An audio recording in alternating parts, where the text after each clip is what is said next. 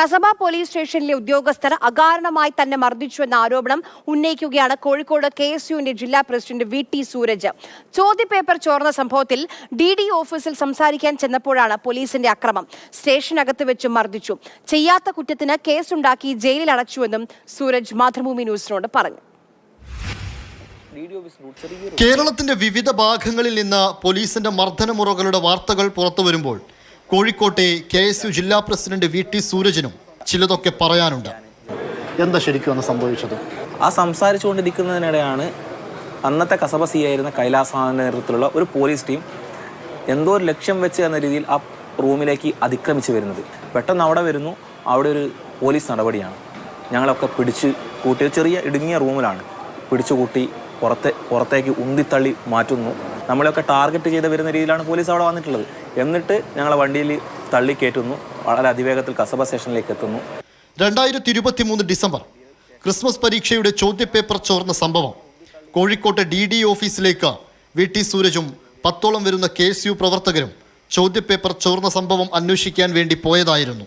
സമരമോ മുദ്രാവാക്യം വിളികളോ ഉണ്ടായിട്ടില്ലെന്നാണ് സൂരജ് പറയുന്നത്. ഇനി സമരം ചെയ്താൽ തന്നെ, മുദ്രാവാക്യം വിളിച്ചാൽ തന്നെ, ഇതാണോ പോലീസ് നടപടി? അസിസ്റ്റന്റ് കമ്മീഷണർ അന്ന് ബിജുരാജാണ്. അസിസ്റ്റന്റ് കമ്മീഷണർ നമ്മൾ നാട്ടുമ്പുറത്തൊക്കെ പന്നി ഇറങ്ങിയാൽ അതിവേഗത്തിൽ ശരവേഗത്തിൽ ഓടിപ്പോകുന്ന പന്നിയൊക്കെ ഉണ്ട്. അതുപോലെ ഞങ്ങളുടെ നേർക്ക് കസബ സ്റ്റേഷൻ്റെ പുറത്തുനിന്നോ അതിവേഗത്തിൽ ഓടി വന്ന് ആരുടെ കയ്യിലാണ് ആ മൊബൈൽ ഫോൺ ഉള്ളത് എന്ന് ചോദിച്ചു. പറ്റില്ല എന്ന് പറയുമ്പോൾ എൻ്റെ ഈ കൈയും തൊട്ടപ്പുറത്തെ കൈയും കൂടെ പിടിച്ചുകൊണ്ട് നേരെ തിരിച്ച് വലിച്ചിഴച്ച് കൊണ്ടുപോയി. DD ഓഫീസിലെ മർദ്ദനവും അതിനുശേഷം പോലീസ് ജീപ്പ് നൊന്ത് തള്ളിയതിനു ശേഷവും ഈ വലിച്ചഴച്ചതിനൊക്കെ ശേഷം അവശനായ എന്നെ വീണ്ടും വലിച്ചഴക്കാൻ നോക്കുന്നു. AC ബിജുരാജ് മുന്നിൽ നിന്ന് എൻ്റെ കൈ ഒറ്റ വലി. അപ്പോൾ നമ്മൾ എഴുന്നേറ്റ് പോവുകയാണ്. അങ്ങനെ തന്നെ വിടുന്നു. നമ്മൾ വീണ്ടും തലയടിച്ച് വീഴുന്നു. പോലീസിനെ ആക്രമിച്ചെന്ന FIR, താമസിയാതെ റിമാൻഡ്. ജയിലിൽ കിടന്നത് 9 ദിവസം.